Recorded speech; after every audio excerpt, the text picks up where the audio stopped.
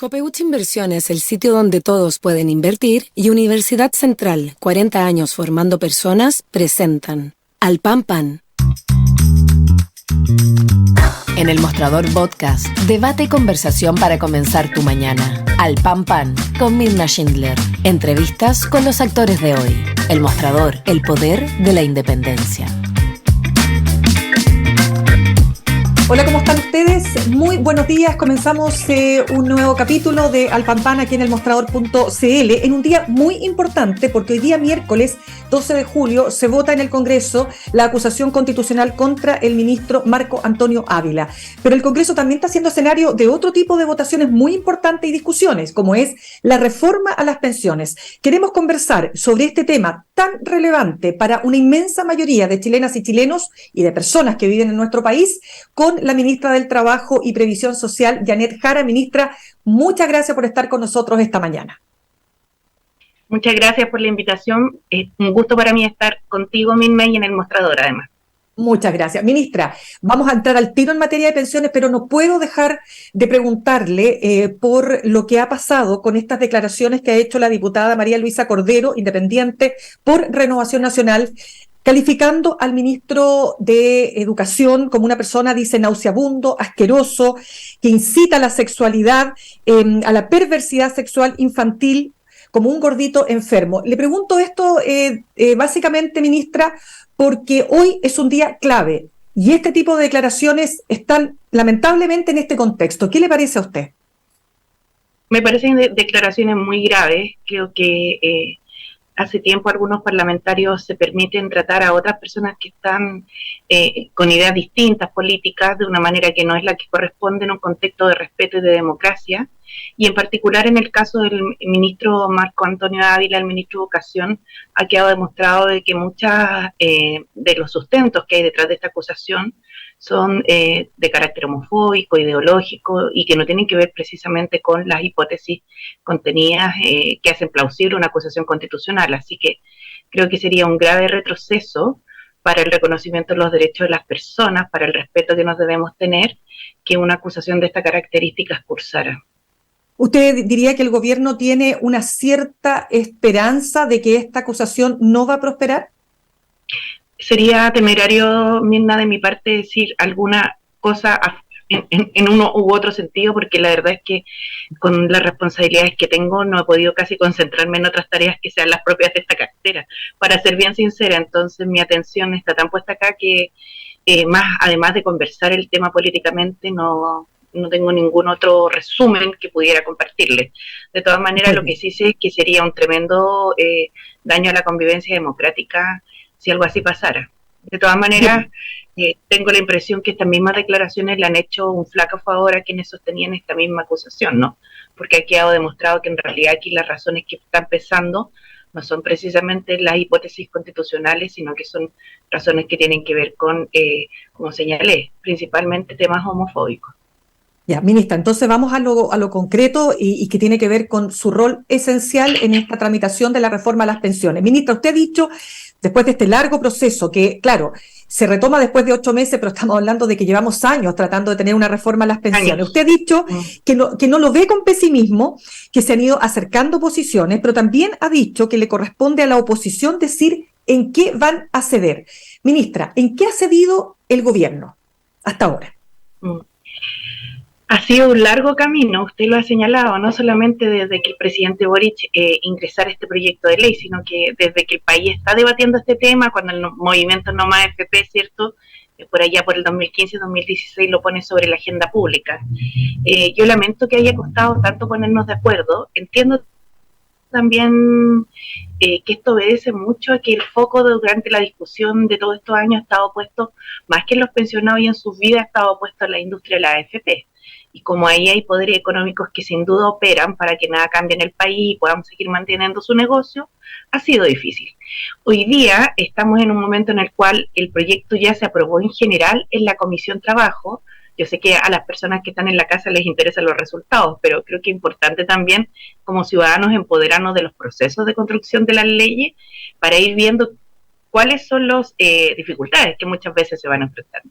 Y en este proyecto le corresponde una tramitación en 2 comisiones de la Cámara de Diputados y después en 2 comisiones del Senado, entonces es una tramitación larga. Se cumplió el primer hito en enero, que fue aprobarlo en general, donde la derecha lo que hizo fue negarse a la idea de legislar, señalando que quería un espacio para conversar. Se constituyó en marzo una mesa técnica, que era una mesa de expertos de todos los partidos para conversar, pero ahí Chile Vamos no se sumó, señalando que no era el espacio que a ellos les parecía. Después quedaron de entregarnos una propuesta, y hasta el día de hoy lamentablemente no la hemos recibido. Entendemos que hay una que está, que salió en algunos medios de comunicación, pero esperamos en los próximos días poder recibirla, en particular de Renovación Nacional, que se ha mostrado más favorable a este diálogo. Vamos a entrar a eso, ministra, si me permite. Sí. Solo para hacer una puntualización sí. ahí. Lo que pasa es que el proyecto original, ¿no es cierto?, del gobierno planteaba que el 6% de cotización adicional iba completamente a solidaridad. En el año 2021, solo para hacer memoria, el proyecto presentado por el presidente Sebastián Piñera planteaba que se iba, si no estoy si no estoy equivocada, ministra, 3% a solidaridad y 3% para las cuentas individuales. Pero hoy día la derecha, o al menos la UDI, ha dicho todo a cuentas individuales y que el proyecto, tal como está, lo dijo el presidente de la UDI, no va a ser votado de manera favorable. Entonces, ¿cómo llegamos a este punto? Yo creo que ha sido parte de varias cosas que han estado pasando en el país en este último tiempo, donde han avanzado más las ideas más conservadoras, que es un dato de realidad, y que hace que dentro de la propia derecha se tensionen los partidos para ver quién está más a la derecha, ¿no? Y puede representar al sector político que les corresponde o que les interesa representar. Con todo, Mirna, yo creo que muchos de estos debates se dan en el espacio público, con tensiones, pero que de todas maneras creo que hay una ventana de oportunidad para llegar a un acuerdo.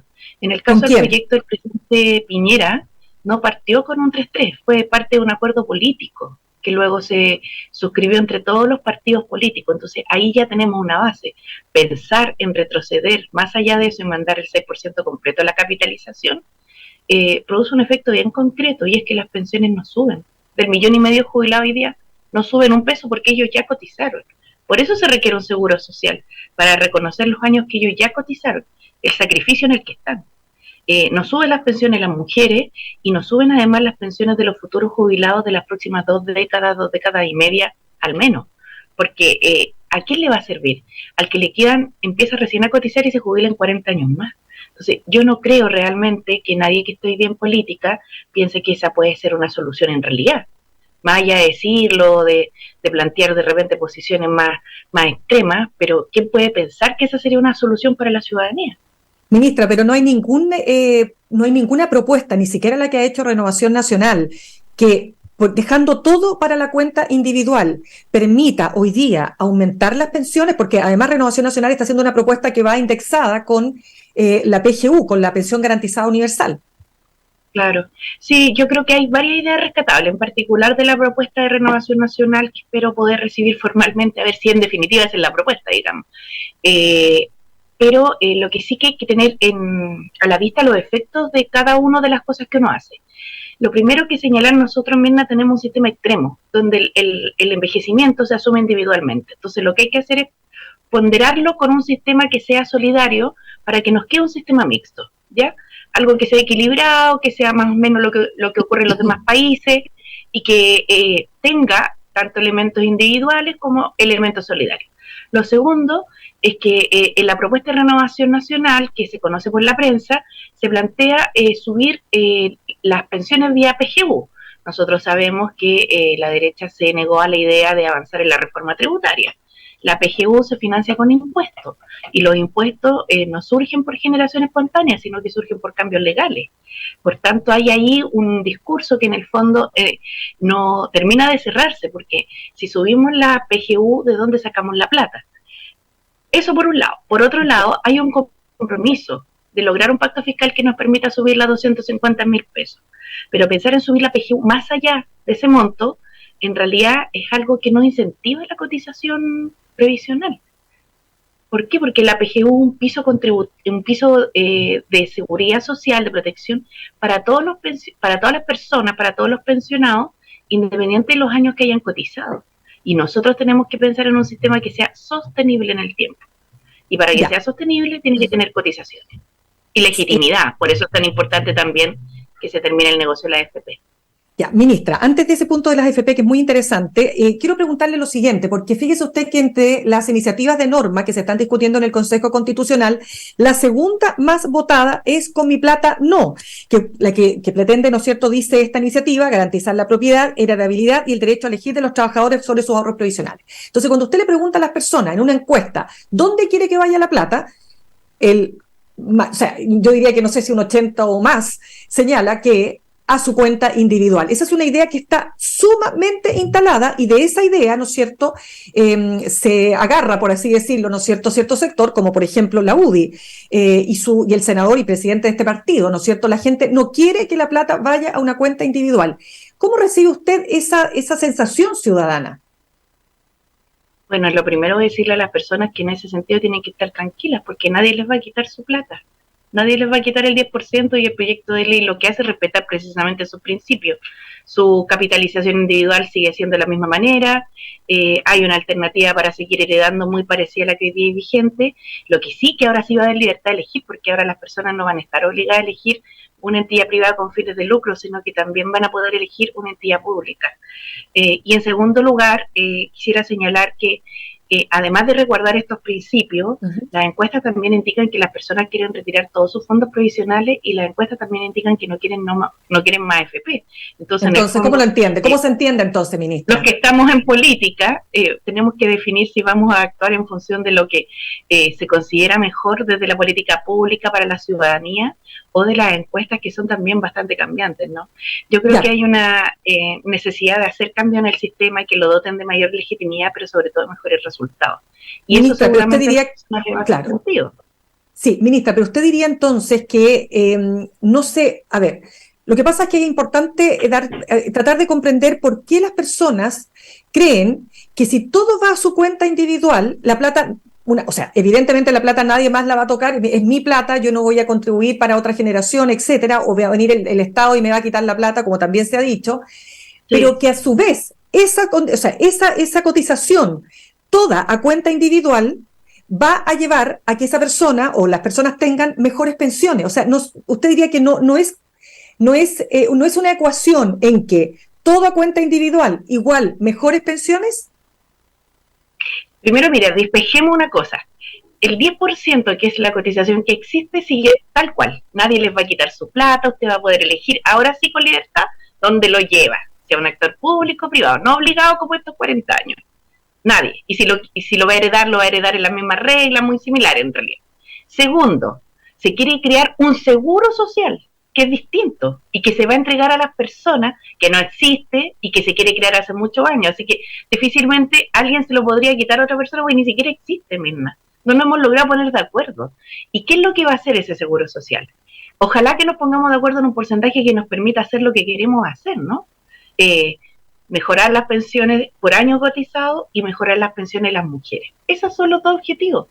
Entonces, cuando las personas señalan que quieren que nadie les quite su plata, no se preocupen, si nadie se las va a quitar, el 10%. Pero el 6%, ya, pero ¿qué pasa con el otro 6%? Es que el 6% ni siquiera existe hoy día y no es es un recurso para hacer algo que se denomina seguro social, que es distinto de esta lógica en la que hemos estado estos 40 años.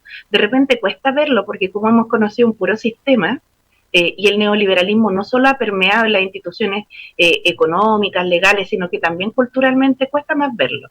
Pero si uno mira, para sacar a Chile el sistema extremo en el que está, lo que hay en los otros países son seguros sociales que se suman, complementan.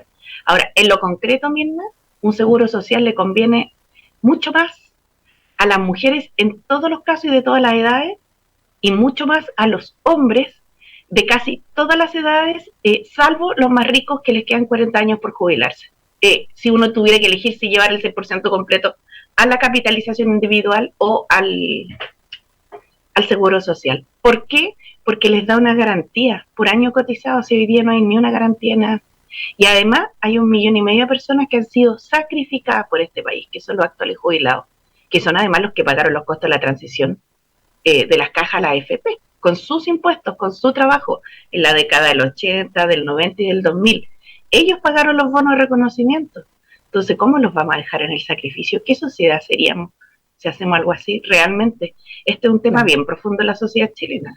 Ministra, pero el cálculo que ustedes hacen con los técnicos que han trabajado en la propuesta del gobierno, si se aprobara el proyecto de ley, que bueno, ahí vamos a entrar después si es que efectivamente va a lograr ser aprobado o no, pero si se aprobara el proyecto de ley tal como lo plantea el gobierno, ¿cuál sería en lo concreto el aumento en las pensiones para las personas del país? En lo concreto, hoy día, por ejemplo, una persona jubilada que tiene su pensión de su AFP, que pueden ser, pongamos un caso optimista, que son 100.000 pesos, tiene una PGU, que son 206.000 pesos, mañana va a seguir teniendo su pensión de su AFP, que son 100.000 pesos, ¿cierto? Porque esa persona ya cotizó. La PGU, si la logramos aumentar a 250.000, si contamos con un pacto tributario para subirla, se le va a incrementar. Pero adicionalmente, Mirna, se le va a entregar por cada 10 años cotizados una UF adicional con cargo al seguro social. Y si esa jubilada además es mujer, se le va a entregar un suplemento para equiparar la mayor expectativa de vida que tenemos las mujeres respecto a los hombres que hoy día nos castigan el sistema previsional. Entonces son esas dos cosas bien sencillas. ¿Para qué queremos un seguro social? Para que quien cotizó un año reciba 0,1 UF. O sea, más fácil decirlo, una UF cada 10 años cotizados. Y segundo, para que las diferencias que se producen en contra de las mujeres por vivir más no ocurran. Para eso es el seguro social.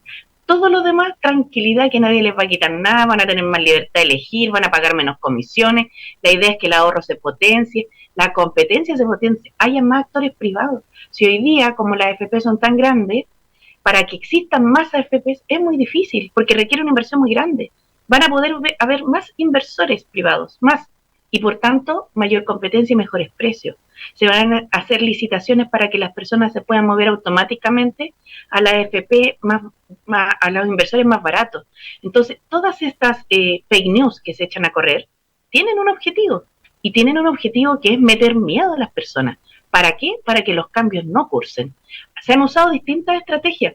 Si no es azar que esta reforma lleve tantos años tratando de legislarse.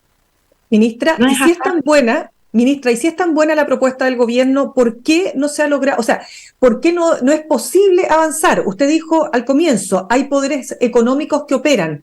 ¿Quiénes son esos poderes económicos y cómo operan? Bueno, en primer lugar, yo diría que no hemos logrado avanzar porque hay diferencias que son legítimas, digamos, desde la política, que tienen que ver con distintos sistemas. Por otro lado, hay además recomendaciones desde los expertos y los equipos técnicos que tienen distintas miradas, distintos matices, y bueno, iremos recogiendo algunas de sus recomendaciones, ¿no? Y hay también poderes económicos que representan la propia industria, la AFP, donde hay una expectativa, digamos, de que nada siga cambiando, porque es un negocio demasiado lucrativo. Es un negocio, la derecha en el Parlamento, ministra, ¿está cooptada por las AFP? Yo no me atrevería a decir eso porque no tengo ninguna forma de acreditarlo. Lo que creo sí es que las propias AFP son las interesadas en su negocio. Mire, más que en la derecha política, lo que yo veo es que hay una industria que se mueve, y ha sido así durante muchos años. Durante muchos años tampoco este tema se discutió, la verdad. Nadie se atrevía a decirlo y todos quedamos, uno lo podía intuir o no. Y claro, es evidente, porque tienen interés en que su negocio siga, pero incluso para la AFP, porque no todas las AFP están en la misma situación, ¿no? Quiero decirles al sector privado, aquí va a haber mayor espacio de participación. Si es que el Estado no quiere estatizar fondos, no quiere quedarse con la plata de nadie, quiere que las pensiones mejoren. Ese es el punto. Ministra, y con esta propuesta del gobierno, solo para despejar, sí, ¿esta propuesta no es que terminan las AFP? ¿O esta propuesta, digamos, plantea el fin de las AFP? Termina. Entonces, ya, ¿y en qué se traduce ese fin de las AFP? Van a ver lo que pasa es que en Chile ocurren varios fenómenos bien particulares, Mirna, que nosotros creemos que son los regulares o habituales del sistema previsional en el mundo, ¿no? El primero es que la gente asuma sola individualmente el riesgo del envejecimiento, o sea, no hay un seguro social que las acompañe, cada uno resuelve como puede. El segundo es que hay solo entidades en el tronco central del sistema de pensiones con fines de lucro dedicadas al tema de las pensiones, que son la industria de la AFP. Y la tercera es que esta industria concentra varias funciones. Administra, recauda, hace cobranza, invierte, varias cosas. Pero si tú lo ves, por ejemplo, en Valparaíso, están todas las AFP presentes. Todas las AFP tienen sus oficinas y todas las AFP cumplen las mismas funciones. La propuesta del gobierno es agrupar todas las funciones que son de carácter administrativo, la cobranza previsional, el registro de las cuentas, la emisión de las cartolas, todo lo más administrativo en un puro servicio. ¿Por qué? Porque eso genera economías de escala y permite que bajen las comisiones en beneficio de los afiliados y que además haya mayor competencia, haya más actores en el ámbito de las inversiones donde las personas puedan optar, ahora sí con libertad de elegir, entre un inversor público que se va a regir con la misma regla respecto de un conjunto de inversores privados que esperamos que sean mucho más que los que hoy día se concentran. O sea, las AFP se tienen que reinventar, en otras palabras, si es que este proyecto fuera aprobado. Cualquier empresa que quiera asumir el giro del IPP va a tener que cumplir los requisitos legales. Ministra, yo sé que usted se tiene que ir, pero déjeme preguntarle lo siguiente, porque se citó una reunión extraordinaria con partidos para el próximo lunes, donde usted tiene un rol relevante ahí. ¿Qué espera de esa reunión? ¿Dónde cree usted que hay más espacio para lograr acuerdos? Sí, lo primero contarle, Mirna, que va a ser el viernes, porque el lunes final empezaba la semana distrital y perfecto, concordamos con los parlamentarios para el viernes.